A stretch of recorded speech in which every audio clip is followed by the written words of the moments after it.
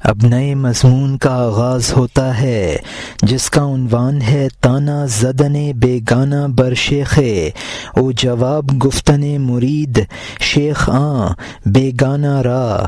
ایک اجنبی شخص کا ایک شیخ پر تانا زنی کرنا اور شیخ کے ایک مرید کا اس کو جواب دینا۔ ایک بے وقوف نے ایک شیخ پر تہمت رکھی کہ وہ برا ہے اور راہ ہدایت پر نہیں ہے، شرابی ہے اور مکار ہے اور خبیث ہے، تو مریدوں کا کیا دستگیر ہوگا؟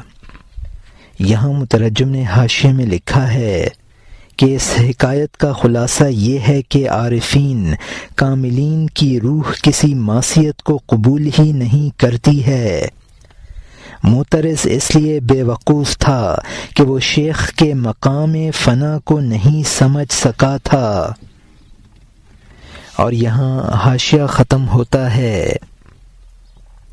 ایک شخص نے اس سے کہا، ادب کو ملحوظ رکھ، بڑوں پر ایسا گمان چھوٹا نہیں ہے، اس سے اور اس کے اوصاف سے بعید ہے کہ اس کا صاف پانی بہاؤ کے پانی سے مقدر ہو جائے۔ اہل حق پر اس طرح کا جھوٹ نہ بول، یہ تیرا محض خیال ہے، ورق پلٹ دے اے خشکی کے پرند، وہ ایسا نہ ہوگا، اور اگر ہو بحر قلزم کو ایک مردار سے کیا خطرہ، وہ قلتین سے کم اور چھوٹی حوض نہیں ہے کہ اس کو گندے پانی کا ایک قطرہ بیکار کر دے۔ یہاں مترجم نے حاشیے میں لکھا ہے کہ بڑوں پر تہمت دھرنا چھوٹی بات نہیں ہے۔ عموماً بہاؤ کا پانی گدلا ہوتا ہے، تو نے جو برائیاں بیان کی ہیں وہ ان میں نہ ہوں گی، اور اگر ہوں تو ان کے لیے معصیت نہ سمجھی جائے گی، کیونکہ فنائیت کے غلبے کی وجہ سے اس معصیت کو شرعی اعتبار سے ان کے لیے معصیت نہ سمجھا جائے گا۔ جیسا کہ بڑے دریا میں اگر مردار گر جائے تو شرعی اعتبار سے اس دریا کو گندا نہ قرار دیا جائے گا۔ القلتین کا مطلب ہے یعنی 2 مٹکے پانی جو 1200 رتل ہوتا ہے۔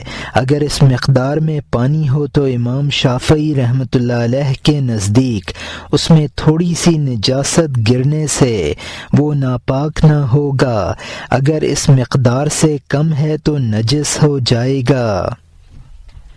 اور یہاں حاشیہ ختم ہوتا ہے۔ حضرت ابراہیم علیہ السلام کو آگ سے کوئی نقصان نہیں ہے، جو نمرودی ہے کہہ دے وہ اس سے ڈرے۔ نفس نمرود ہے اور عقل اور جان خلیل علیہ السلام ہے، روح مشاہدہ ذات میں ہے اور نفس دلیل میں ہے۔ یہاں مترجم نے حاشیے میں لکھا ہے کہ مختلف مقامات پر اشیاء کے احکام اور آثار بدل جاتے ہیں۔ قطرہ نجاست تھوڑے پانی کو نجس بنا سکا، زیادہ کو نہ بنا سکا۔ آگ نے نمرود کو نقصان پہنچایا، حضرت ابراہیم علیہ السلام کو نقصان نہ پہنچا سکی۔ نفس کی خواہش سے وہی فعل بمنزلہ آگ کے ہے اور بتقاضائے روح وہ گلزار ہے۔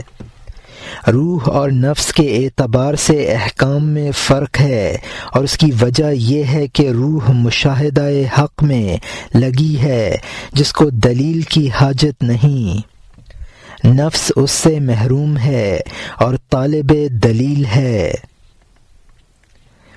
اور یہاں حاشیہ ختم ہوتا ہے۔ مسافر کو رہبر کی ضرورت ہوتی ہے کیونکہ وہ ہر وقت جنگل میں گم ہو سکتا ہے۔ اللہ تک پہنچ جانے والوں کے لیے صرف آنکھ اور چراغ کی ضرورت ہے۔ رہنما سے ان کو بے نیازی ہوتی ہے۔ اگر وہ واصل شخص کوئی دلیل بیان کرتا ہے تو بحث کرنے والوں کی عقل کے لیے بیان کرتا ہے۔ نو عمر بچے کے لیے باپ تتلاتا ہے اگرچہ اس کی عقل جہان کی پیمائش کر ڈالے۔ یہاں مترجم نے حاشیے میں لکھا ہے کہ رہنما اور دلیل راہرو کے لیے ضروری ہے۔ جو مقصود تک پہنچ گئے ہیں وہ ان چیزوں سے بے نیاز ہو گئے ہیں۔ عارفین جو واصل ہوتے ہیں وہ بھی کبھی استدلال سے کام لیتے ہیں تو وہ ان کے اپنے لیے نہیں ہوتا بلکہ دوسروں کی تفہیم کے لیے اپنے مرتبہ سے گر کر استدلال سے کام لیتے ہیں۔ باپ کی زبان صاف ہوتی ہے لیکن بچے کی خاطر تتلا کر بات کرنے لگتا ہے۔ بڑے سے بڑا عالم بچہ کو پڑھاتے وقت الف خالی با کے نیچے ایک نقطہ کہتا ہے، الف خالی با کے نیچے ایک نقطہ کہتا ہے تو وہ مبتدی کی خاطر کہتا ہے، ورنہ اس کا مقام اس سے بہت بلند ہے۔ اور یہاں حاشیہ ختم ہوتا ہے۔ استاد کی بزرگی بلندی سے کم نہیں ہو جاتی اگرچہ وہ کہے الف خالی ہے۔ منہ نہ کھولنے والے بچے کی تعلیم کے لیے وہ حتی اور حوض اور کلمن کہتا ہے، اس کی زبان میں آنا چاہیے، اپنی زبان سے نکل جانا چاہیے تاکہ وہ تجھ سے علم اور فن سیکھ لے، اپنے آپ سے گم ہو جانا چاہیے۔ لہٰذا تمام مخلوق اس کے بچے جیسے ہیں۔ نصیحت کے وقت یہ بات پیر کے لیے ضروری ہے۔ یہاں مترجم نے حاشیے میں لکھا ہے کہ بچے کو پڑھانے کے لیے حروف ابجد کا تلفظ کرتا ہے اور ابجد حوض متی کہتا ہے۔ جو زبان وہ سمجھتا ہے اس لہجہ اور زبان میں اس کو تعلیم دیتا ہے، اپنے لہجہ اور زبان سے قطع نظر کر لیتا ہے۔ شیخ کو بھی اپنے مریدوں کو ان کی استعداد اور حالت کے مطابق تعلیم دینی چاہیے۔ اور یہاں حاشیہ ختم ہوتا ہے۔ شیخ کے مرید نے برا کہنے والے کو، اس کفر اور گمراہی سے بھرے ہوئے کو کہا، تو اپنے آپ کو تیز تلوار سے نہ بھیڑا، خبردار شاہ اور سلطان سے جھگڑا نہ کر۔ حوض اگر دریا سے ٹکرائے گا اپنے وجود کو جڑ سے کھو دے گا۔ وہ ایسا دریا نہیں ہے جس کا کنارہ ہو تاکہ تمہارے مردار سے کنارہ ہوتا کہ تمہارے مردار سے وہ گدلا ہو۔ کفر کا ایک اندازہ اور حد ہے، سمجھ لے، شیخ اور اس کے نور کا کنارہ نہیں ہے۔ لامحدود کے سامنے محدود معدوم ہے۔ کل شیء غیر وجہ اللہ، اللہ تعالیٰ کے سوا ہر چیز فنا ہونے والی ہے۔ جس مقام پر وہ شیخ ہے وہاں کفر اور ایمان نہیں ہے، کیونکہ وہ مغز ہے اور یہ دونوں رنگ اور چھلکا ہیں۔ یہ فانی چیزیں اس ذات کا پردہ بن گئی ہیں جیسے کہ تشت کے نیچے چراغ چھپا ہوا ہو۔ یہاں مترجم نے حاشیے میں لکھا ہے کہ جب شیخ لامحدود دریا ہے تو محدود کفر اس کے اعتبار سے غیر موجود ہے۔ خدا کے سوا سب کچھ فانی ہے۔ کفر و ایمان یہ دونوں بندوں کے فعل ہیں، اور مقام فنا میں پہنچ کر جب ذات باری سے وحدت ہو گئی تو اس مقام پر کفر و ایمان کی صفت نہیں بن سکتے۔ اس شعر کا یہ مطلب ہرگز نہیں کہا کہ اگر وہ کفر کرے تو کفر نہیں ہے، بلکہ مطلب یہ ہے کہ وہ اس مقام پر کفر سے موصوف ہی نہیں ہو سکتا ہے۔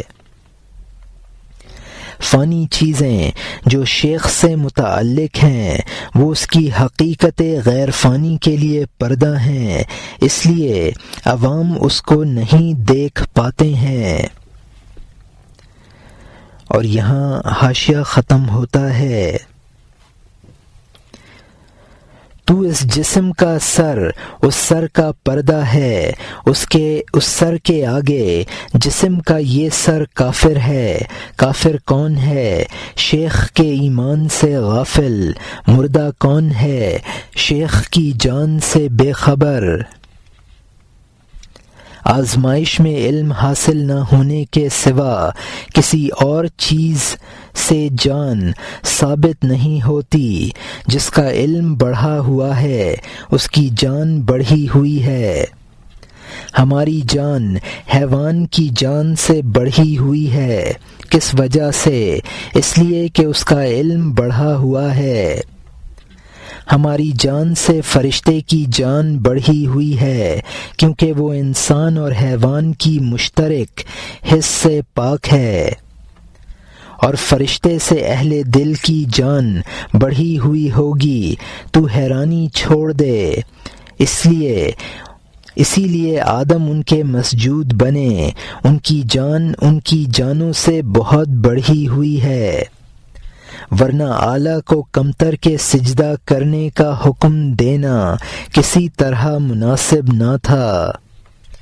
اللہ تعالیٰ کا انصاف اور مہربانی کب پسند کرتی کہ پھول کانٹے کے آگے سجدہ کرے۔ یہاں مترجم نے حاشیے میں لکھا ہے کہ جسمانی سر اس کے حقیقی سر کو چھپائے ہوئے ہے، اور ان دونوں میں اس قدر فرق ہے جیسا کہ مومن اور کافر میں، اسی لیے ظاہری پر تکفیر اور لعن و طعن ہوتا رہتا ہے۔ مولانا رحمۃ اللہ علیہ نے چونکہ شیخ کے جسمانی سر کو کافر کہا، اب اس سے رجوع کرتے ہیں اور کہتے ہیں کہ کافر اور مردہ تو حقیقتاً شیخ کا منکر ہے اور اس کے اوصاف سے جاہل ہے۔ علم جان کے لوازم میں سے ہے، جبکہ وہ شیخ کے اوصاف سے جاہل ہے، تو بے جان اور مردہ ہے۔ علم کی کثرت اور قلت سے جان کی قوت اور کمزوری کا پتہ چلتا ہے۔ انسان کی جان حیوان کی جان سے زیادہ قوی ہے چونکہ اس کا علم بڑھا ہوا ہے۔ انسان کو کلیات اور جزیات دونوں کا علم حاصل ہے، حیوانات کا علم جزیات تک محدود ہے۔ حص مشترک کا مطلب ہے یعنی جو ادراک اور حواس انسان اور حیوان میں مشترک ہیں، فرشتہ ان سے بالا تر ہے، لہذا کثرت معلومات کی بنا پر وہ انسان سے افضل ہے، اگرچہ دوسرے اعتبارات سے انسان افضل ہے۔ اہل اللہ کی جان فرشتوں سے زیادہ قوی ہے، اسی لیے آدم علیہ السلام ملائکہ کے مسجود بنے۔ اگر حضرت آدم علیہ السلام کی جان اور روح فرشتوں سے کم ہوتی تو فضل سے کمتر کو کیسے سجدہ کرایا جاتا؟ پھول کانٹے سے افضل ہے تو وہ کانٹے کا مسجود نہیں ہو سکتا ہے۔ جب اہل اللہ کی جان سب جانوں سے قوی ہے تو دیگر جانداروں کی جانیں اس کے تابع فرمان ہیں۔ اسی لیے مچھلیاں حضرت ابراہیم ادہم رحمۃ اللہ علیہ کی خادم بن گئیں اور ان کی گدڑی سینے کے لیے سوئیاں لے کر نمودار ہوئیں۔ اور یہاں حاشیہ ختم ہوتا ہے۔ جان جب بڑھ گئی انتہا سے گزر گئی، تمام چیزوں کی جانیں اس کی فرما بردار بن گئیں، پرند اور مچھلی اور پری اور آدمی، کیونکہ وہ بڑھا ہوا ہے وہ کمی میں ہیں۔ مچھلیاں اس کی گدڑی کے لیے سوئیاں بنانے والی بن جاتی ہیں، دھاگے سوئیوں کے تابع ہوتے ہیں۔ اب یہاں نئے مضمون کا آغاز ہوتا ہے جس کا عنوان ہے بقیہ قصہ ابراہیم ادہم قدس سرہ بر لب دریا، یعنی دریا کے کنارے پر حضرت ابراہیم بن ادہم کے قصے کا بقیہ حصہ۔ جب اس سردار نے شیخ کے حکم کے جاری ہونے کو دیکھا، مچھلیوں کی آمد سے اس پر وجد طاری ہو گیا۔ اس نے کہا افسوس، مچھلیاں پیروں سے واقف ہیں، اس پر تف ہے جو مردود بارگاہ ہے۔ مچھلیاں پیر سے باخبر ہیں، ہم دور ہیں، ہم اس دولت سے بدبخت ہیں، وہ نیک بخت ہیں۔ اس نے سجدہ کیا اور بدحال روتا ہوا روانہ ہو گیا اور دروازہ کھلنے کے عشق میں دیوانہ ہو گیا۔ تو اے گندا روح، تو کس خیال میں ہے، کس سے جھگڑے اور حسد میں مبتلا ہے؟ تو شیر کی دم سے کھیل رہا ہے، فرشتوں پر حملہ کر رہا ہے۔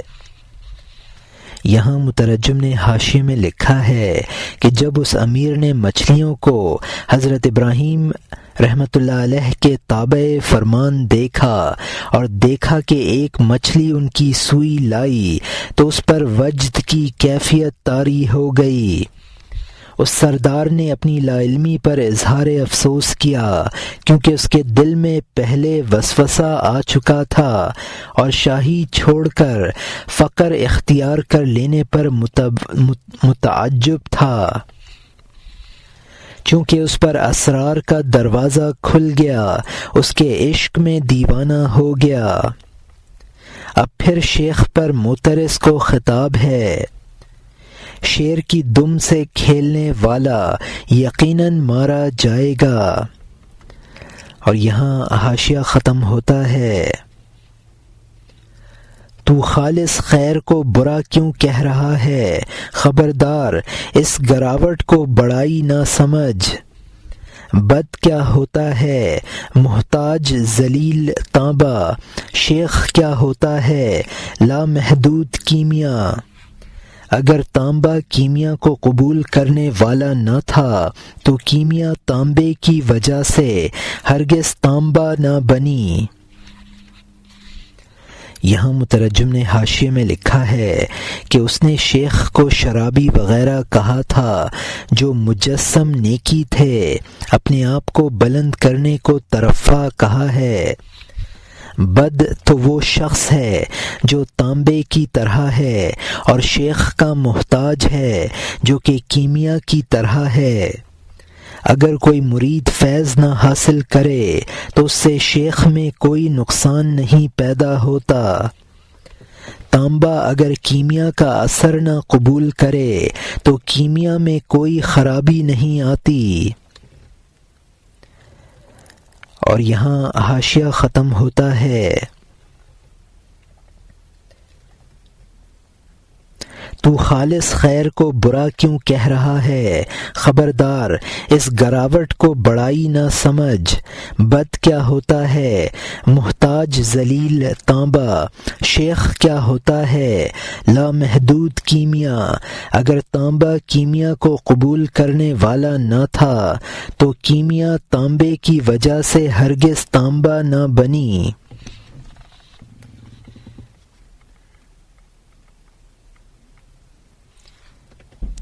بد کیا ہوتا ہے؟ سرکش آتشی عمل والا۔ شیخ کون ہوتا ہے؟ بعینہ ازلی دریا۔ بد کون ہوتا ہے؟ تاریکی کو بڑھانے والا ظالم۔ شیخ کون ہوتا ہے؟ خدا کے نوروں کا پرتو۔ بد کیا ہوتا ہے؟ دھوئیں اور سوزش سے بھری ہوئی آگ۔ شیخ ساون میں آب کوثر ہے۔ یہاں مترجم نے حاشیے میں لکھا ہے کہ شیخ ازلی دریا ہے، بد ظالم اور ظلمت افزا ہے۔ شیخ خدائی انوار کا پرتو ہے۔ نموز ایک گرمی کا مہینہ ہے جو ہندی حساب سے تقریباً ساون میں آتا ہے۔ اور یہاں حاشیہ ختم ہوتا ہے، ہمیشہ آگ کو پانی سے ڈراتے ہیں، شعلہ زنی سے پانی کب ڈرا ہے؟ تو چاند کے رخ میں عیب بینی کر رہا ہے، بہشت میں کانٹے چن رہا ہے۔ اے کانٹے تلاش کرنے والے، اگر تو بہشت میں جائے گا، اپنے علاوہ تو اور کوئی کانٹا نہ پائے گا۔ تو سورج کو مٹی میں چھپاتا ہے، 14ویں رات کے چاند میں تو رکھنا تلاش کرتا ہے۔ وہ سورج جو عالم پر چمکتا ہے، چمگادڑ کے لیے کہاں چھپ جائے؟ عیب پیروں کے رد کرنے سے عیب بن گئے، اسرار غیب پیروں کے رش کی وجہ سے غیب بن گئے۔ بہت سے ہنر ہیں جو ان کی ناپسندیدگی کی وجہ سے عیب بن گئے، بہت سے یقین ہیں جو ان کے شک کی وجہ سے مشکوک ہو گئے۔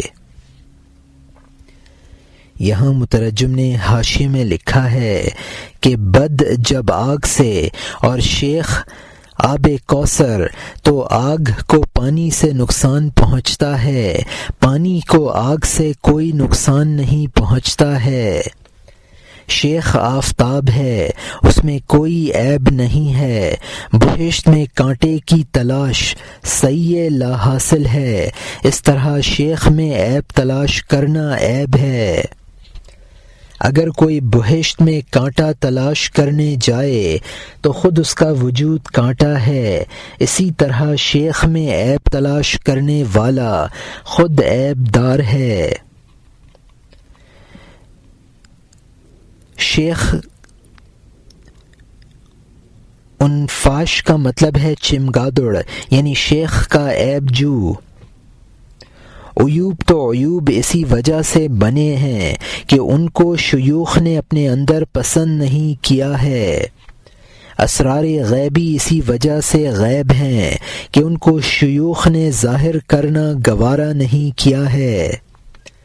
جس ہنر کو شیوخ پسند نہ کریں وہ ہنر نہیں ہے، جس یقین کو شیوخ یقین نہ سمجھیں وہ شک ہے۔ اور یہاں حاشیہ ختم ہوتا ہے۔ آخر کار خدمت سے دوری کے بجائے یار بن جا، ندامت میں چست اور کارآمد بن جا، تاکہ اس راستے سے تیرے پاس نسیم پہنچ جائے۔ حسد کی وجہ سے رحمت کے پانی کو کیوں روکتا ہے؟ اگرچہ تو دور ہے، دور سے ہی دم ہلا، تم جہاں بھی ہو اپنا چہرہ اس کی طرف پھیر لو۔ حیثما کنتم فولوا وجہکم۔ تیز روی کی وجہ سے جب کوئی گدھ کیچڑ میں پھنس جاتا ہے، اٹھنے کے ارادے سے پے در پے حرکت کرتا ہے، رہنے کے لیے جگہ کو ہموار نہیں کرتا ہے، وہ جانتا ہے کہ وہ رہنے کی جگہ نہیں ہے۔ یہاں مترجم نے حاشیے میں لکھا ہے کہ یعنی اب تک دربار میں نہ پہنچنے کی شرمندگی، حسد کی وجہ سے ان کے فیضان سے محروم نہ بن، تو دم ہلا یعنی محبت کر، حیثما کنتم یعنی جس طرح سے قبلہ کا حکم ہے کہ دور سے بھی اس طرف رخ کر کے نماز پڑھ لی جاتی ہے، اسی طرح پیر بھی قبلہ ہے، اس کی طرف دور سے بھی رخ کرنے سے فیض حاصل ہو سکتا ہے۔ گدھا دلدل میں پھنسنے کے بعد نکلنے کی مسلسل کوشش کرتا ہے اور اس کو جائے رہائش نہیں سمجھتا، تو اگر انسان دنیا داری کے دلدل میں پھنسا ہوا ہے اس کو نکلنے کی کوشش کرنی چاہیے۔ اور یہاں حاشیہ ختم ہوتا ہے۔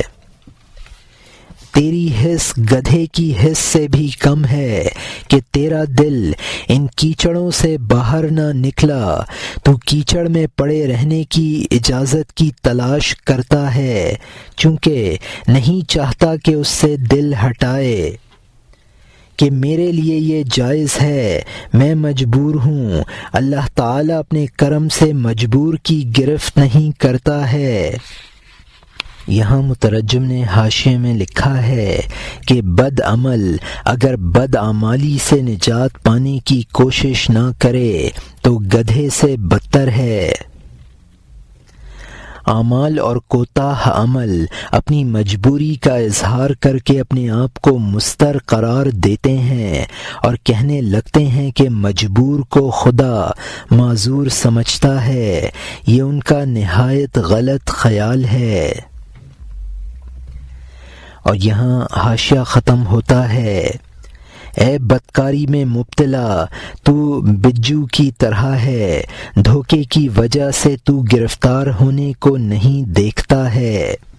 شکاری کہتے ہیں بجو اندر نہیں ہے، باہر تلاش کرو کیونکہ غار میں نہیں ہے۔ اے ابا بجو بھٹ میں نہیں ہے، وہ گھاٹ کی جانب دوڑ گیا ہے۔ یہ کہتے ہیں اور اس کو پھانس لیتے ہیں۔ وہ یہی کہتا ہے کہ مجھ سے کہاں واقف ہیں۔ اگر یہ دشمن مجھ سے آگاہ ہوتے تو یہ کب کہتے کہ یہ بجو کہاں ہے، تاکہ باندھ لیں اور اس کو باہر نکال لیں۔ بجو اس مذاق سے غافل ہے۔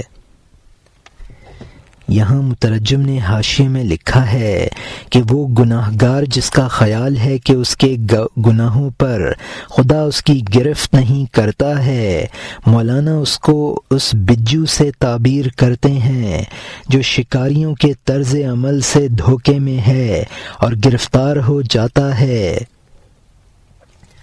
مشہور ہے کہ شکاری بجو کے بھٹ پر کھڑے ہو کر آپس میں ایسی باتیں کرتے ہیں جس سے یہ ظاہر ہو کہ وہ بجو کو بھٹ سے باہر سمجھ رہے ہیں اور دراصل بجو کو دھوکہ دینے کے لیے ایسی گفتگو کرتے ہیں۔ بجو ان کی گفتگو سے مطمئن ہو جاتا ہے اور گرفتار ہو جاتا ہے۔ یہاں حاشیہ ختم ہوتا ہے۔ اب نئے مضمون کا آغاز ہوتا ہے جس کا عنوان ہے دعویٰ کردن آن شخص کے حق تعالی مرانا گیرو بگناہ و جواب گفتن شعیب علیہ السلام اورا، یعنی ایک شخص کا دعویٰ کرنا کہ خدا گناہ کی وجہ سے میری گرفت نہیں کرتا ہے اور حضرت شعیب علیہ السلام کا اس کو جواب دینا۔ حضرت شعیب علیہ السلام کے زمانے میں ایک شخص کہتا تھا کہ خدا نے میرے بہت سے عیب دیکھے ہیں، اس نے میرے گناہ اور جرم بہت دیکھے ہیں اور اللہ کرم سے مجھے نہیں پکڑتا ہے۔ یہاں مترجم نے حاشیے میں لکھا ہے کہ اس قصہ کا خلاصہ یہ ہے کہ گناہ گار گرفتار ہوتا ہے اور اس کو اپنی گرفتاری کا احساس نہیں ہوتا ہے۔ اور یہاں حاشیہ ختم ہوتا ہے۔ اللہ تعالیٰ نے حضرت شعیب علیہ السلام کے کان میں کہا صاف صاف جواب غیب کے راستے سے کہ تو یہ کہتا ہے کہ میں نے بہت گناہ کیے ہیں اور خدا نے کرم سے جرم میں مجھے نہیں پکڑا ہے۔ اے بے وقوف تو الٹی اور بالعکس بات کہتا ہے۔ اے گم کردہ راہ اور تیا کا راستہ اختیار کیے ہوئے، میں تیری بار بار گرفت کرتا ہوں اور تو بے خبر ہے، پیر سے سر تک تو زنجیروں میں ہے۔ یہاں مترجم نے حاشیے میں لکھا ہے کہ اللہ تعالیٰ نے بطور وحی اس کا جواب حضرت شعیب علیہ السلام سے فرمایا، یعنی تو واقعہ کے خلاف کہتا ہے، گرفتار ہے اور کہتا ہے کہ خدا میری گرفت نہیں کرتا ہے۔ تیا وہ جنگل تھا جس میں بنی اسرائیل نے راستہ گم کر دیا تھا اور 40 برس اس میں چکر کاٹتے رہے، یعنی گمراہی میں رہے۔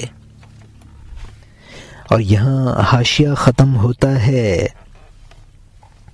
اے کالی دیگ تیرے تہ بتہ زنگ نے تیرے باطن کی خصوصیتوں کو تباہ کر دیا ہے۔ تیرے دل پر زنگوں پر زنگ جمع ہو گیا، یہاں تک کہ وہ اسرار سے اندھا ہو گیا۔ اگر نئی دیگ پر دھواں لگے وہ اثر دکھاتا ہے، خواہ جو کے برابر ہو، کیونکہ ہر چیز بالمقابل سے ظاہر ہوتی ہے۔ سفیدی پر سیاہ بدنام ہوتا ہے۔ جب دیگ کالی ہو گئی تو دھوئیں کی تاثیر، اے سرکش اس کے بعد اس پر کون دیکھتا ہے؟ یہاں مترجم نے حاشیے میں لکھا ہے کہ مسلسل گناہ کرنے والے کو اپنے گناہ کے اثر کا اور اس پر گرفت کا احساس نہیں رہتا۔ اس کو چند مثالوں سے سمجھایا ہے۔ نئی دیگ پر دھوئیں کا اثر نمایاں ہوتا ہے، جس پر تہ بتہ دھواں جم چکا ہو وہاں اثر نمودار نہیں ہوتا۔ اور یہاں حاشیہ ختم ہوتا ہے۔ جو لوہار حبشی ہو دھواں اس کے چہرے کے ہم رنگ ہوتا ہے۔ رومی جو لوہار کا کام کرتا ہے دھواں دینے سے اس کا چہرہ چتکبرا ہو جائے گا، تو وہ گناہ کی تاثیر کو جلدی سے نہیں سمجھتا ہے تاکہ روئے اور جلد کہے اے خدا۔ جب اصرار کرتا ہے اور برائی کو پیشہ بنا لیتا ہے تو فکر کی آنکھ میں دھول جھونکتا ہے۔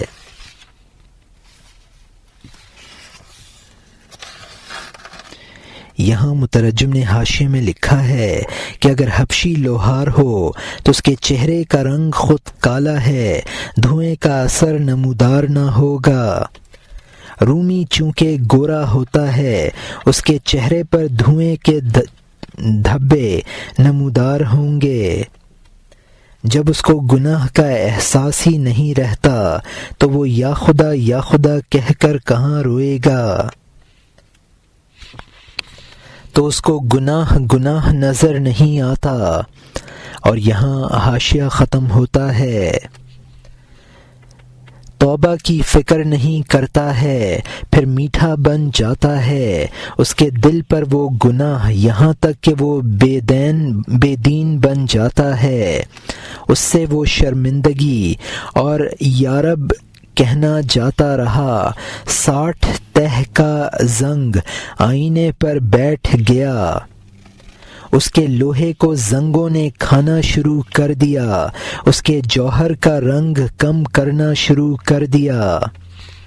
جب تو سفید کاغذ پر لکھے وہ لکھا ہوا پڑھنے کے قابل نظر آتا ہے۔ یہاں مترجم نے حاشیے میں لکھا ہے کہ جب گناہ کے بارے میں گناہ کا تصور نہیں رہتا تو توبہ بھی نہیں کرتا ہے اور دین سے خارج ہو جاتا ہے۔ دل کے لوہے کو گناہوں کا زنگ کھانا شروع کر دیتا ہے اور دل کا گوہر بدرنگ ہو جاتا ہے۔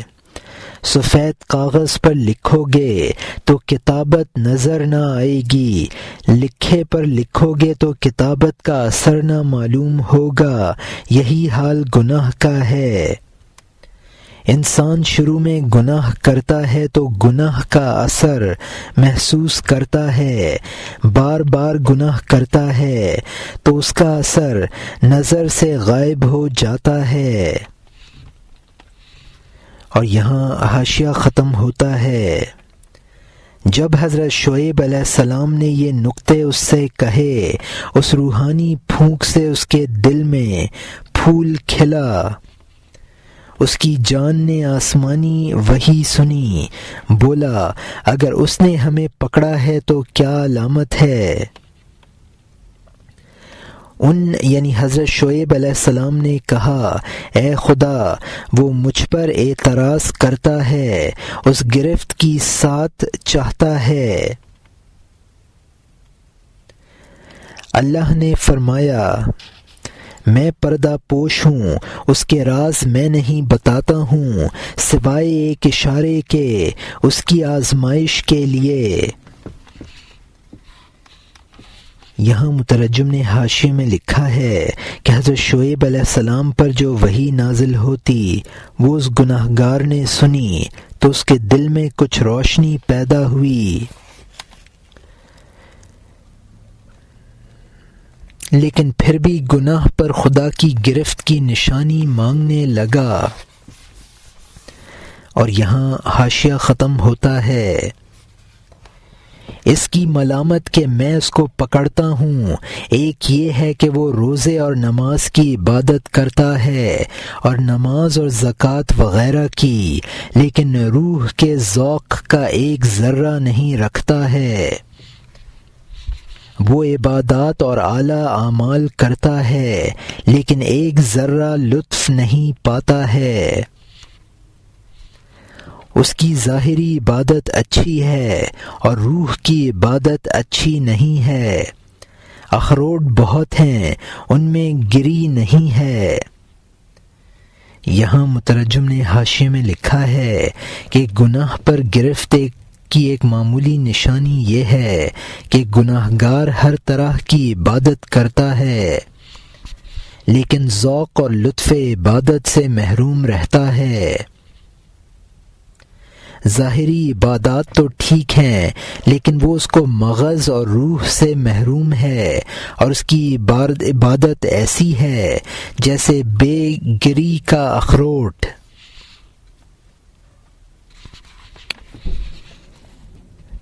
ذوق چاہیے تاکہ عبادات پھل دیں، گری چاہیے تاکہ دانہ درخت اگائے۔ بے گری کا دانہ کب پودا بنتا ہے؟ بے جان تصویر سوائے خیال کے کچھ نہیں ہے۔ جب حضرت شعیب علیہ السلام نے یہ نکتے اس کو سنائے، سوچ میں دلدل میں پھنسے ہوئے گدھے کی طرح رہ گیا۔ یہاں مترجم نے حاشیے میں لکھا ہے کہ جب تک ذوق عبادت حاصل نہ ہو جو بمنزلہ مغز کے ہے تو اس عبادت سے شجر و ثمر پیدا نہ ہوگا۔ اور یہاں حاشیہ ختم ہوتا ہے۔ اب نئے مضمون کا آغاز ہوتا ہے جس کا عنوان ہے بقیہ قصہ تانا زدن عام مرد بیگانہ بر شیخ او جواب مرید او را، یعنی اس بیگانے انسان کا شیخ پر تانا کرتے اور اس کو مرید کو جواب دینے کے قصے کا بقیہ۔ وہ خبیث شیخ کے بارے میں بیہودہ بکواس کر رہا تھا۔ بھینگے کی آنکھ ہمیشہ ٹیڑھا دیکھنے والی ہوتی ہے کہ میں اس کی بری حالت کا گواہ ہوں۔ شرابی ہے اور برا ہے اور اس کا کام برباد ہے کہ میں نے اس کو ایک مجلس میں دیکھا ہے۔ وہ پرہیزگاری سے خالی اور مفلس ہے۔ اگر یقین نہیں ہے تو آج رات کو اٹھ تاکہ اپنے پیر کا فسق تو آنکھ سے دیکھ لے۔ رات کو وہ اسے ایک روشن دان پر لے گیا، بولا دیکھ فسق اور مزے اڑانا۔ یہاں مترجم نے حاشیے میں لکھا ہے کہ معترض نے کہا میں اس شیخ کی بدچلنی کا گواہ ہوں، وہ شرابی اور برا ہے، یعنی نیکیوں سے خالی ہے۔ اگر تجھے یقین نہیں ہے تو آج رات میرے ساتھ چل اور آنکھوں سے دیکھ لے، یعنی اس مجلس کے ایک روشن دان کے پاس جہاں شیخ شراب کی مجلس میں تھا۔ اور یہاں حاشیہ ختم ہوتا ہے۔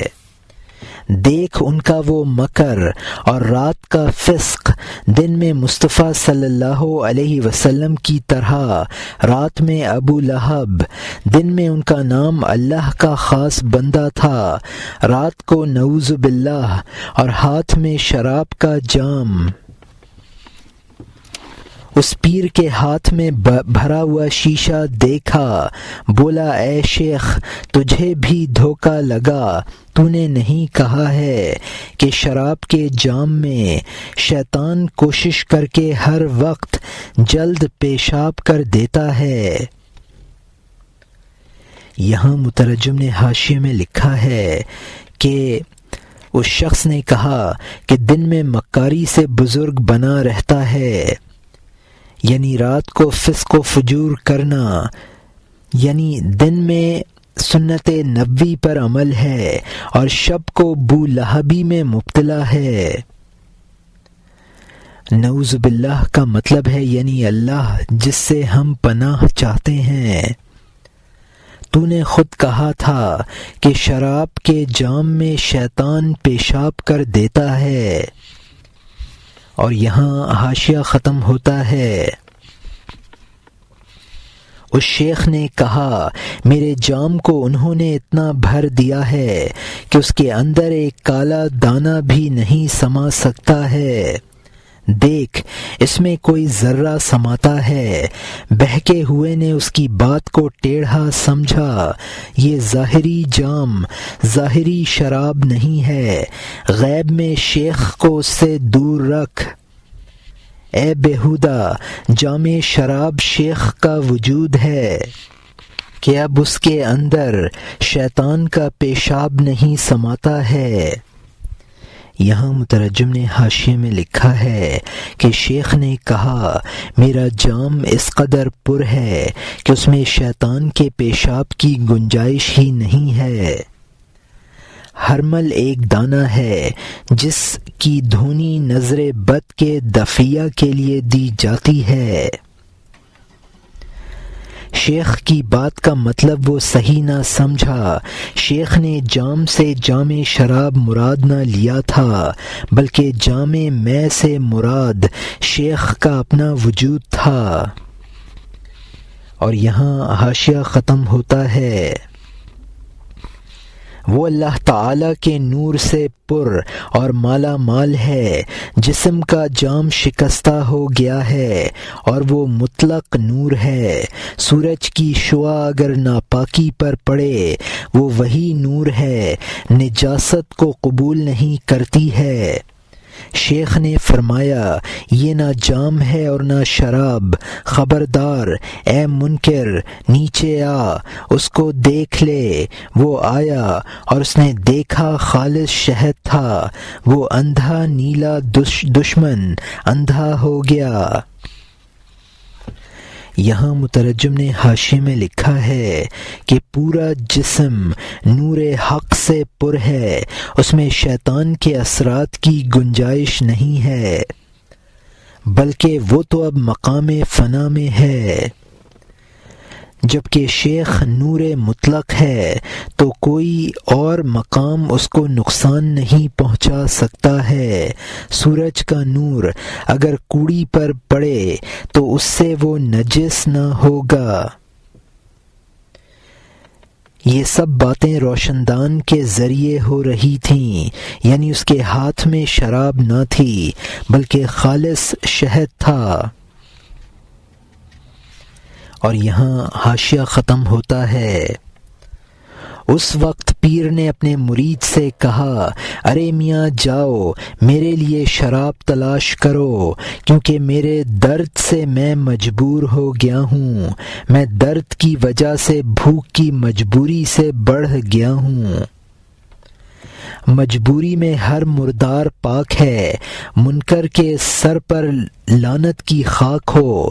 وہ مرید شراب خانہ کی جانب گیا، اس نے شیخ کے لیے ہر مٹکے میں سے شراب چکھی۔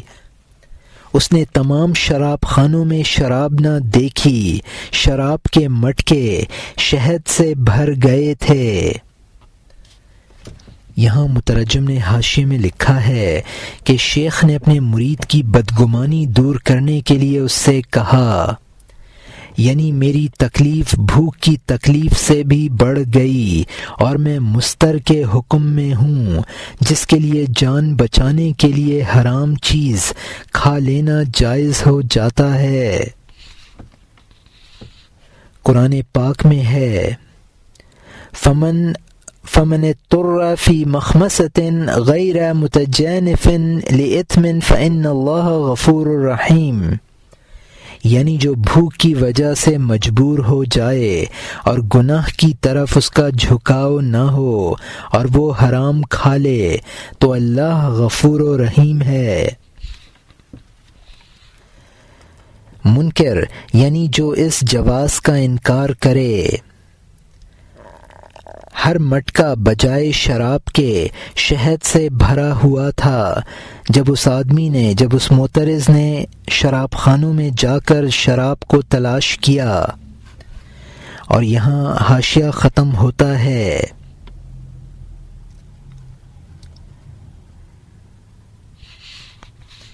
اس نے کہا اے رندو، کیا حال ہے، یہ کیا کام ہے؟ میں کسی مٹکے میں شراب نہیں دیکھتا ہوں۔ سب رند اس شیخ کے پاس آئے، روتے ہوئے سروں کو پیٹتے تھے کہ اے بزرگ شیخ، آپ شراب خانہ میں آئے، آپ کی تشریف آوری سے تمام شرابیں شہد بن گئیں، آپ نے شراب کو ناپاکی سے تبدیل کر دیا، ہماری جان کو بھی ناپاکی سے تبدیل کر دیجئے۔ اگر عالم خون سے لبریز ہو جائے، اللہ کا مخلص بندہ سوائے حلال کے کب کھاتا ہے؟ گر شود عالم پرس خوں بال بال، کہ خورد بندہ خدا الا حلال۔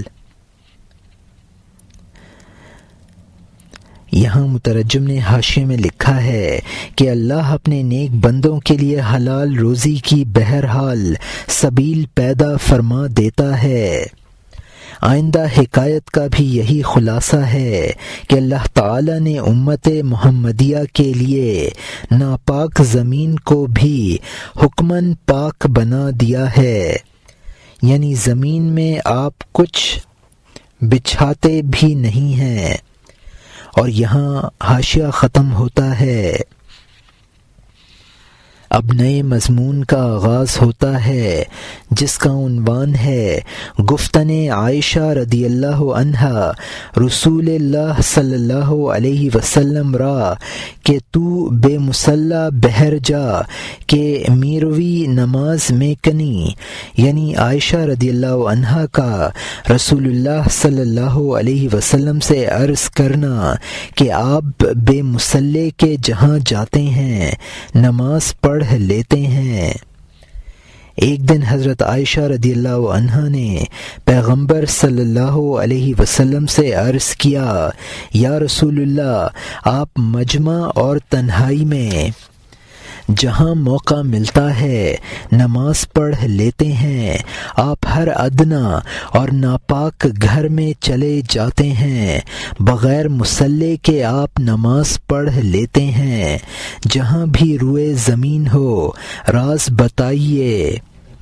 اگرچہ آپ جانتے ہیں کہ ہر ناپاک بچہ جہاں وہ جاتا ہے زمین کو مستعمل کر دیتا ہے۔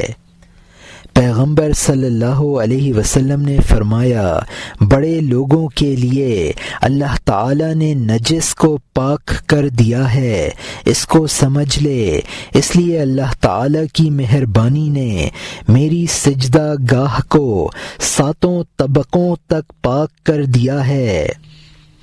خبردار خبردار، شاہوں سے حسد کرنا چھوڑ دے ورنہ تو دنیا میں شیطان ہو جائے گا۔ یہاں مترجم نے حاشیے میں لکھا ہے کہ ادنا کا مطلب ہے کمتر درجہ کا۔ عموماً بچے پیشاب پاخانہ سے گھر کی زمین کو ناپاک کر دیتے ہیں۔ حضور صلی اللہ علیہ وسلم نے ارشاد فرمایا، ساری زمین میرے لیے سجدہ گاہ اور باعث پاکی بنا دی گئی ہے، یعنی میں ہر جگہ نماز پڑھ سکتا ہوں۔ دیگر امتوں کو حکم تھا کہ وہ صرف عبادت خانوں میں عبادت کریں اور پانی نہ ہونے کی صورت میں زمین سے تیمم کر لینا تیرے لیے پاکی ہے۔ اور یہاں حاشیہ ختم ہوتا ہے۔ کیونکہ وہ اگر زہر کھا لے تو شہد بن جائے گا، تو اگر زہر کھائے زہر ہوگا، کیونکہ وہ بدل گیا اور اس کا کام بدل گیا، وہ محبت بن گیا، اس کی آگ نور بن گئی ہے۔ ابابیل میں اللہ کی طاقت تھی، ورنہ ایک پرندہ ہاتھی کو کیسے مار سکتا ہے؟ بڑے لشکر کو چھوٹے پرندے نے شکست دے دی تاکہ تو سمجھ جائے کہ وہ سختی اللہ کی طرف سے تھی۔ یہاں مترجم نے حاشیے میں لکھا ہے کہ خدا کا خاص بندہ اگر زہر بھی کھائے تو خدا اس کی تاثیر بدل دیتا ہے، اور وہ اولئک یبدل اللہ سیئاتہم حسنہ کا مصداق ہوتا ہے۔ ایک گناہ گار کا نماز روزہ بھی مردود ہو جاتا ہے۔ اللہ تعالیٰ اپنی مخلوق میں اپنی صفت کا پرتو ڈال دیتا ہے، ورنہ ابابیل جیسا پرندہ ابرہہ کے ہاتھیوں کو کیسے شکست دے دیتا۔ اور یہاں مترجم کا حاشیہ ختم ہوتا ہے۔ بڑے لشکر کو چھوٹے پرندہ نے شکست دے دی تاکہ تو سمجھ جائے کہ وہ سختی اللہ کی طرف سے تھی۔ اگر تجھے اس سلسلے میں شک ہو، جا تو اصحاب فیل کی صورت پڑھ لے۔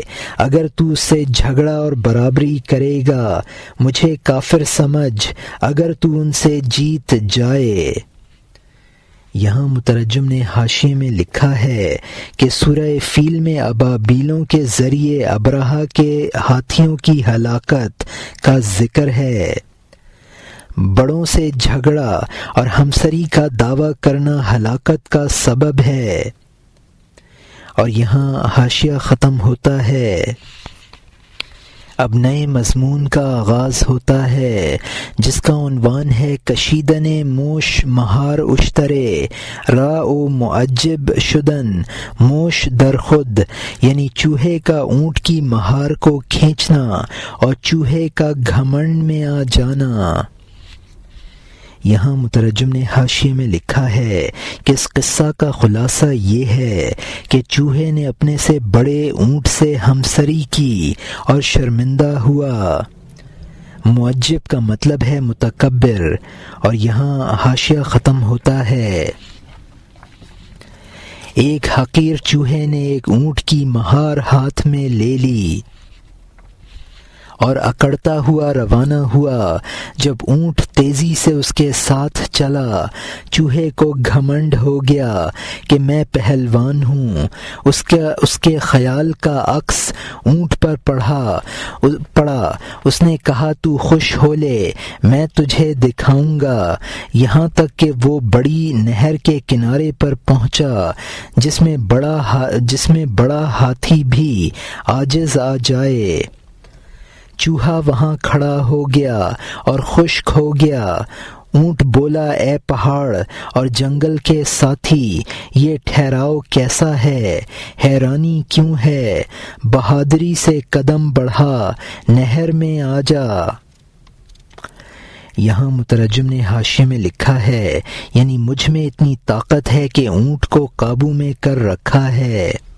یہ چوہے نے سوچا، یعنی اونٹ کی ہمسری کا خیال تھا۔ ایسی نہر آ گئی جس میں ہاتھی بھی نہ ٹھہر سکے۔ اور یہاں حاشیہ ختم ہوتا ہے۔ چوہا وہاں کھڑا ہو گیا اور خشک ہو گیا۔ اونٹ بولا، اے پہاڑ اور جنگل کے ساتھی، یہ ٹھہراؤ کیسا ہے؟ حیرانی کیوں ہے؟ بہادری سے قدم بڑھا، نہر میں آ جا۔ تو میرا رہبر اور پیش رو ہے، راستے میں نہ رک اور چپ نہ ہو۔ چوہا بولا، یہ نہر خوفناک اور گہری ہے، اے ساتھی، میں ڈوبنے سے ڈر رہا ہوں۔ اونٹ نے کہا، ٹھہر تاکہ میں پانی کا اندازہ لگا لوں۔ اونٹ نے فوراً پاؤں اندر رکھ دیا۔ اونٹ بولا، اے اندھے چوہے، پانی ران تک ہے، تو کیوں حیران ہو گیا اور ہوش کھو بیٹھا؟ چوہے نے کہا تیرے لیے چونٹی ہے، ہمارے لیے اژدہا ہے، اس لیے کہ ران اور ران میں بڑا فرق ہے۔ اے ہنرمند، اگر تیری ران تک ہے تو میرے سر کی چندیا سے 100 گز اونچا ہے۔ اونٹ بولا پھر گستاخی نہ کرنا، کہیں اس چنگاری سے تیرا جسم اور جان نہ جل جائے۔ یہاں مترجم نے حاشیے میں لکھا ہے کہ چوہے نے کہا کہ تیرے نزدیک معمولی اور چھوٹی چیز میرے لیے خطرناک اور بری ہے۔ تیرے زانو اور میرے زانو میں بہت فرق ہے۔ سر کا وہ اگلا حصہ جس پر مانگ نکالی جاتی ہے اس کو فرق سر کہا ہے۔ گستاخی سے یہاں مراد ہمسری کا دعویٰ ہے، اور یہاں حاشیہ ختم ہوتا ہے۔ تو اپنے جیسے چوہوں سے مقابلہ کر، چوہے کے لیے اونٹ سے بات مناسب نہیں ہے۔ اس چوہے نے کہا میں نے توبہ کی خدا کے لیے، اس مہلک پانی سے مجھے پار کر دے۔ اونٹ کو رحم آ گیا، بولا ہاں کود اور میرے پالان پر بیٹھ جا، میرا پار کرنا یقینی ہے، تجھ جیسے لاکھوں کو پار کر دوں گا۔ جب تو پیغمبر نہیں ہے تو راستہ طے کر تاکہ کسی دن کنویں سے نکل کر رتبے پر پہنچ جائے۔ تو رعیت بن جا جبکہ تو بادشاہ نہیں ہے، گہرائی میں کشتی نہ چلا چونکہ تو ملاح نہیں ہے۔ یہاں مترجم نے حاشیے میں لکھا ہے کہ جب انسان میں صلاحیت نہ ہو تو صلاحیت پیدا کرنے کی کوشش کرنی چاہیے۔ انسان کو اپنی حیثیت میں رہنا چاہیے۔ اگر کشتی بانی کی صلاحیت نہیں ہے تو کشتی کنارے کنارے لے جانی چاہیے، گہرائی میں نہ لے جانی چاہیے۔ اور یہاں حاشیہ ختم ہوتا ہے۔ جبکہ تو ماہر نہیں ہے، تنہا دکان نہ کر، تابع بن جا تاکہ تو خمیر بن جائے۔ جب تجھے آزاد رہنا نہیں آتا، غلام بن جا۔ خبردار اطلس نہ پہن، جا گدڑی میں رہ۔ تم چپ رہو، انصتو کو سن، چپ رہ۔ جب تو اللہ کی زبان نہ بنا، کان بن جا۔ یہاں مترجم نے حاشیے میں لکھا ہے کہ جب تک تجارت میں مہارت نہ ہو مستقل دکان نہ کرنی چاہیے، ورنہ نقصان ہوگا۔ آٹے میں جب خمیر اٹھ جاتا ہے تب روٹی پکانے کے قابل ہوتا ہے۔ آزادانہ زندگی بسر کرنے کی صلاحیت نہ ہو تو غلام بنا رہنا چاہیے۔ اطلس ایک مشہور ریشمی کپڑا ہے۔ جب تک کمال حاصل نہ ہو کسی شیخ کے تابع رہنا ضروری ہے۔ انصتو کا مطلب ہے کہ قرآن پاک میں ہے جب قرآن پڑھا جائے تو خاموش رہو، یعنی جب تک وعظ و تلقین کی صلاحیت نہ ہو خاموشی سے شیخ کی نصیحت سنتا رہ۔ اور یہاں حاشیہ ختم ہوتا ہے۔ تو اگر کوئی اشکال کرے تو پوچھنے کے طریقے پر کر، پوچھنے کے طریقے پر کر، شہنشاہوں سے مسکین کی طرح بات کر۔ تکبر اور کینہ کی ابتدا خواہش نفسانی سے ہے۔ خواہش نفسانی تیری تبری کا جماؤ عادت کی وجہ سے ہے۔ خواہش نفسانی تیری کا جماؤ عادت کی وجہ سے ہے۔ جب عادت کی وجہ سے جو بری عادت پختہ ہو جائے تجھے اس پر غصہ آتا ہے جو تجھے ہٹائے۔ یہاں مترجم نے حاشیے میں لکھا ہے کہ اگر کوئی اشکال پیش آئے تو معترضانہ سوال نہ کر بلکہ تعلیم حاصل کرنے کے طور پر دریافت کر لے۔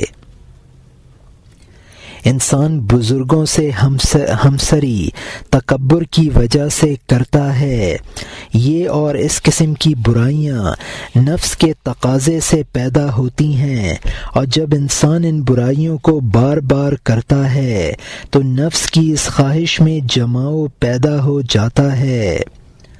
اب اگر کوئی اس برائی سے روکے تو غصہ آتا ہے، اور یہاں حاشیہ ختم ہوتا ہے۔ چونکہ تو مٹی کھانے والا بن گیا ہے، جو بھی تجھے مٹی سے ہٹاتا ہے دشمن ہوگا۔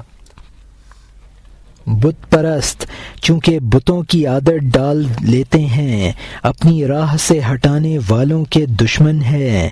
چونکہ شیطان سرداری کا عادی ہو گیا تھا، گدھے پن سے اس نے آدم کو حقارت سے دیکھا۔ مجھ سے بہتر کوئی دوسرا سردار ہوگا تاکہ وہ مجھ جیسے کا مسجود بنے۔ اس روح کے سوا کے لیے سرداری زہر ہے جو شروع سے لان یعنی پہاڑ کا تریاق ہو۔ پہاڑ اگر سانپوں سے بھرا ہو پرواہ نہ کر، کیونکہ اس میں تریاق زار ہوتا ہے۔ سرداری جب تیرے دماغ کے ساتھی بن گئی، جو تجھے شکست دے تیرا دشمن ہوگا۔ یہاں مترجم نے حاشیے میں لکھا ہے کہ شیطان کو سرداری کی عادت پڑ گئی تھی، اس لیے حضرت آدم علیہ السلام کو سجدہ نہ کیا۔ حب جاہ نفس کا بہت بڑا رذیلہ ہے۔ لان پہاڑ کا تریاق جو زہر کے ازالے میں بہت زود اثر ہوتا ہے۔ اولیاء اللہ کے پاس تریاق ہے، لہذا جاہ و رتبے کا سانپ ان پر اثر نہیں کرتا ہے۔ اور یہاں حاشیہ ختم ہوتا ہے۔ جب کوئی تیری عادت کے خلاف بولے، تجھ میں اس سے بہت سے کینے پیدا ہوں گے کہ وہ مجھے میری خصلت سے جدا کرتا ہے، اپنے آپ کو میرے اوپر امیر اور سردار بناتا ہے۔ یہاں مترجم نے حاشیے میں لکھا ہے کہ جب کوئی کسی عادت کے خلاف اس کو نصیحت کرتا ہے تو وہ سمجھتا ہے کہ نصیحت کرنے والا اپنی بڑائی اور سرداری جتاتا ہے۔ اور یہاں حاشیہ ختم ہوتا ہے۔ اس میں جب کوئی بری عادت ظہور پذیر نہ ہو تو مخالف کی آگ اس میں کیوں بھڑکے؟ جب اس میں بری عادت مستحکم نہ ہوئی ہو تو اختلاف میں آگ کی بھٹی کیوں ہو؟ وہ مخالف کی بھی خاطر تواضع کرتا ہے، اس کے دل میں اپنی جگہ کر لیتا ہے، کیونکہ تیری عادت بڑی مضبوط ہو گئی ہے۔ نفسانی خواہش کی چونٹی عادت کی وجہ سے سانپ ہو گئی ہے۔ یہاں مترجم نے حاشیے میں لکھا ہے کہ اگر انسان میں بری عادت نہیں ہوتی ہے تو نصیحت سے اس کو ناگواری نہیں ہوتی ہے۔ غصے کی وجہ یہی ہے کہ تیری بری عادت مستحکم ہو گئی ہے۔ اور یہاں حاشیہ ختم ہوتا ہے۔ نفسانی خواہش کے سانپ کو ابتدا ہی میں مار ڈال، ورنہ تیرا یہ سانپ اژدہا بن جائے گا۔ لیکن ہر شخص اپنے سانپ کو چونٹی سمجھتا ہے۔ تو اپنے بارے میں صاحب دل سے معلومات کر لے، نفسانی خواہش کے اس سانپ کو شروع میں مار ڈال، ورنہ اے تیز ہوش وہ اژدہا بن جائے گا۔ یہاں مترجم نے حاشیے میں لکھا ہے کہ نفسانی خواہش کو ابتداً دبا دینا چاہیے، ورنہ خطرناک صورت اختیار کر لیتی ہے۔ عیبدار اپنے عیب کو معمولی سمجھتا ہے، کسی شیخ سے اس رذیلہ کا انجام دریافت کر لے۔ اور یہاں حاشیہ ختم ہوتا ہے۔ جب تک تانبا سونا نہیں بنتا وہ نہیں سمجھتا کہ میں تانبا ہوں، جب تک دل شاہ نہ بن جائے وہ نہیں جانتا کہ میں مفلس ہوں۔ تو تانبے کی طرح اکسیر کی خدمت کر، اے دل اپنے دلدار کی سختی برداشت کر۔ دلدار کون ہے؟ خوب سمجھ لے، اہل دل ہے جو دن اور رات کی طرح دنیا سے گریزاں ہے۔ اللہ تعالی کے خاص بندے کی عیب جوئی نہ کر، بادشاہ کو چوری نہ لگا، ورنہ تو ناچیزوں میں سے ناچیز بن جائے گا اور ہر ذلیل شیطان کا پیرو بن جائے گا۔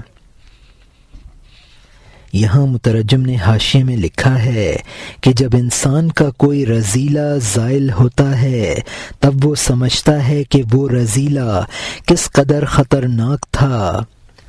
ہر چیز ضد کے ذریعے پہچانی جاتی ہے۔ خدمت اکسیر کا مطلب ہے کہ جو شیخ تیری حقیقت بدل دے وہ اکسیر ہے، تو اس کے لیے بمنزلہ تانبے کے ہے۔ دن رات کو دنیا سے گریزاں مانا جاتا ہے، صاحب دل بھی دنیا سے گریزاں اور متنفر ہوتا ہے۔ اگر تو اہل اللہ پر تہمت دھرے گا تو حقیر ترین بن جائے گا، شیطان کا تابع ہو جائے گا۔